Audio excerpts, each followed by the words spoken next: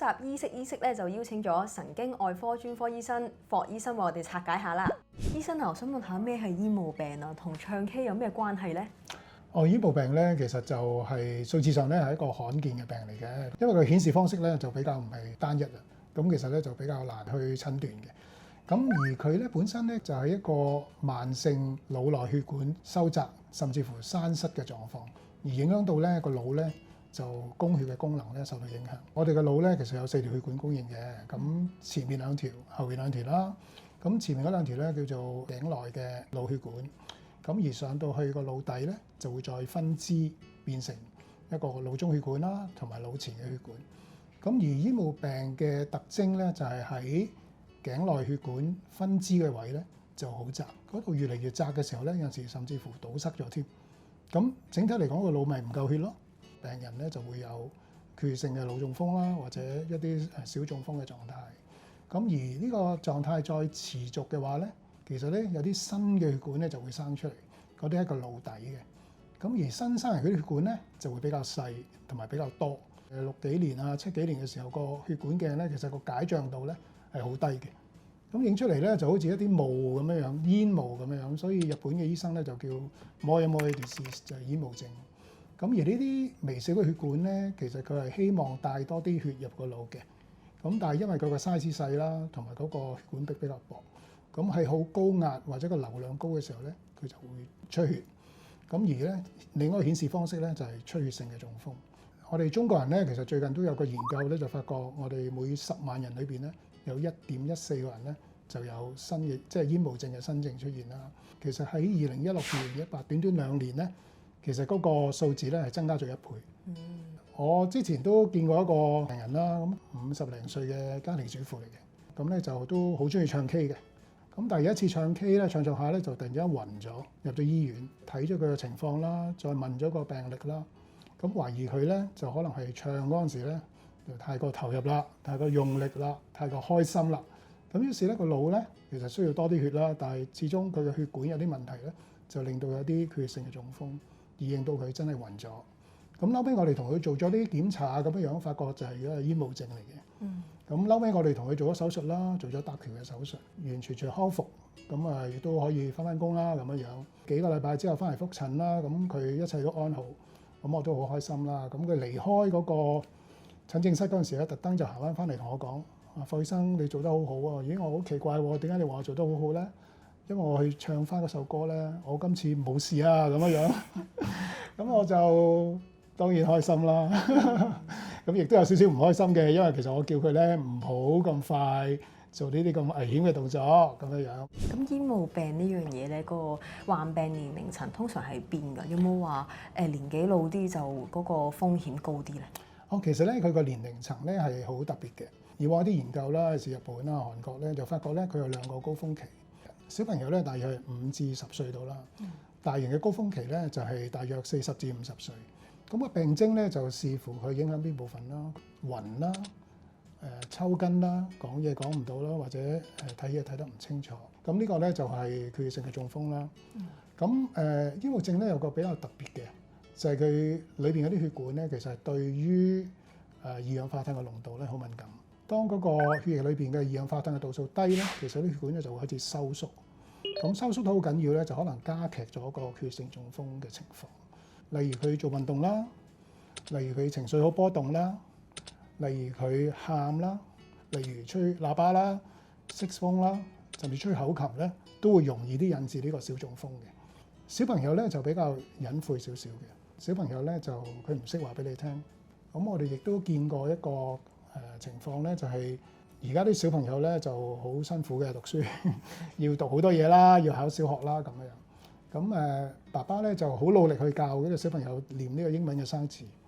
咁頭嗰幾個月咧都 OK 嘅，佢都記得。但係最近嗰幾個月咧，佢好似教咗又唔記得，教咗又唔記得喎。你係咪偷懶啊咁樣樣？咁媽咪就話唔係喎，佢好努力㗎咯喎。咁於是大家就有啲爭拗啦。咁後尾搞下搞下咧，媽咪就話不如帶佢睇下醫生啦。我照咗個掃描，佢真係煙霧症喎。咁醫生，我想問點樣知道自己患有呢一個煙霧症啊？除咗嗰個病徵之外咧，我哋仲可以要做多啲檢查嘅。起碼咧，我哋要做個腦嘅掃描，睇下有冇中風啦。甚至乎去到如果我哋有懷疑嘅話咧，我哋咧係需要做埋一個血管鏡，真係喺個大髀度擺一條好幼嘅導管上到個頸度，每條血管去研究。咁你就睇下究竟嗰個血管係咪真係收窄啦？有冇啲好微小嘅煙霧症嗰啲血管啦？咁咧我哋就做咗呢個診斷啦。咁同一時間咧，因為呢一類嘅影像嘅情況咧，其實都唔單止係煙霧症嘅，有啲叫做煙霧症候群。咁呢個群嘅意思咧，就係有其他原因影響嘅，例如佢本身譬如年紀大或者退化啦啲血管，咁有時啲血管塞咗咧，都有啲少少嘅煙霧症嘅血管出現。或者我哋見過有啲小朋友咧，佢好細個腦度受過電療啦，咁其實都有呢啲情況。咁患者咧有冇話需要戒食啲咩啦，或者應該要食多啲咩咧？最緊要咧就係我哋要保持啲血管健康啦。咁三高一定係唔得噶啦。咁我哋啲膽固醇啦，如果有糖尿啊、高血壓，一定要控制得好啲啦。因為如果本身有煙霧症，而我哋再加上呢啲令到腦血管退化嘅食物啊、物質啊或者醫療嘅狀態，就會加速佢嘅衰退。咁另外咧，其實有啲食物咧，我都覺得係需要避免嘅，例如啲刺激性嘅食物，尤其是一啲辣嘅東西。咁其實你食嗰陣時咧，你個腦嘅血液循環會加速，同埋咧你個呼吸咧會好急促嘅。咁煙霧病咧會唔會造成腦退化呢個情況嘅咧？我會㗎，其實喺嚴重嘅情況啦，譬如嗰個缺血性嘅中風，如果去到好嚴重而有腦功能嘅損害啦，或者一啲腦壞死咧，其實咧係會令到嗰個腦嘅功能咧係衰退嘅。如果我哋唔理佢咧，佢持續中風咧，其實係會令到個腦功能咧越嚟越差。咁中招之後個平均壽命會唔會都有影響㗎？譬如大人嚟講，如果佢有病徵而你唔處理咧，一年裏邊咧有5至17%咧係會中風。小朋友咧就更加嚴重嘅，差唔多講緊都有2/3嘅小朋友咧個血管會繼續差落去。咁應該點樣去恢復啊？做啲咩治療咁樣去恢復翻咁咧？嗱，其實煙霧症嘅手術咧，其實個目標好簡單嘅啫，我哋要增強翻個腦裏邊嘅血液循環啦，同埋個流量。腦搭橋手術咧喺某啲情況咧都係需要嘅。咁喺煙霧症嚟講咧，我哋有2種啦，一種叫直接搭橋，另一種咧就叫間接嘅搭橋手術。直接搭橋嘅手術咧，我哋就喺我哋嘅頭皮裏邊咧揾一條血管，咁咧然後咧就將佢咧駁咗入去我哋腦裏邊唔夠血嘅地方。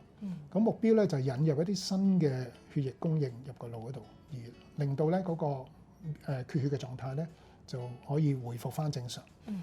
有啲情況咧其實係做唔到直接搭橋嘅，因為直接搭橋咧其實除咗技術上有少少要求之外咧，其實我哋對血管都有啲要求嘅，因為喺煙霧症病裏邊咧，嗰啲血管咧通常都好細。咁我哋亦都見得到有啲血管咧係細到得1mm 或者細過1mm嘅。咁我哋要將嗰條頭皮嘅血管駁落去咧，其實係有一定嘅難度。咁喺咁嘅情況咧，其實我哋就會選用一啲間接性嘅搭橋。咁喺小朋友嘅機會係高啲，因為小朋友本身已經係細啦，啲血管又更加細。間接性嘅搭橋咧，就係將頭皮啦、腦膜啦，或者我哋嘅筋腱咧，有啲充滿血管嘅組織咧，擺落個腦嘅表面。咁將表面嗰個膜咧，輕輕咁開咗少少，或者等嗰啲筋腱咧生一啲新嘅血管上去。情況咧就好似一棵植物生一啲根出嚟。咁但係間接搭橋咧，其實唔係我哋首選嚟嘅，因為咧佢需要嘅時間啦，佢唔係即刻可以恢復到缺血嘅情況啦。同埋咧，佢生幾多咧，我哋控制唔到嚇。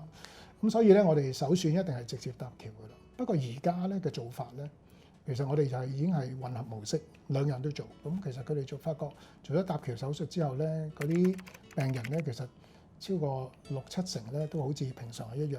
真係估唔到上高歌一曲竟然會隱藏危機。記住啦，唱歌咧就千祈唔好再咁用力啦。如果你都覺得呢條片有用嘅話，就記得 like 同 share 同埋訂閱健康730啦。我哋下集見，拜拜。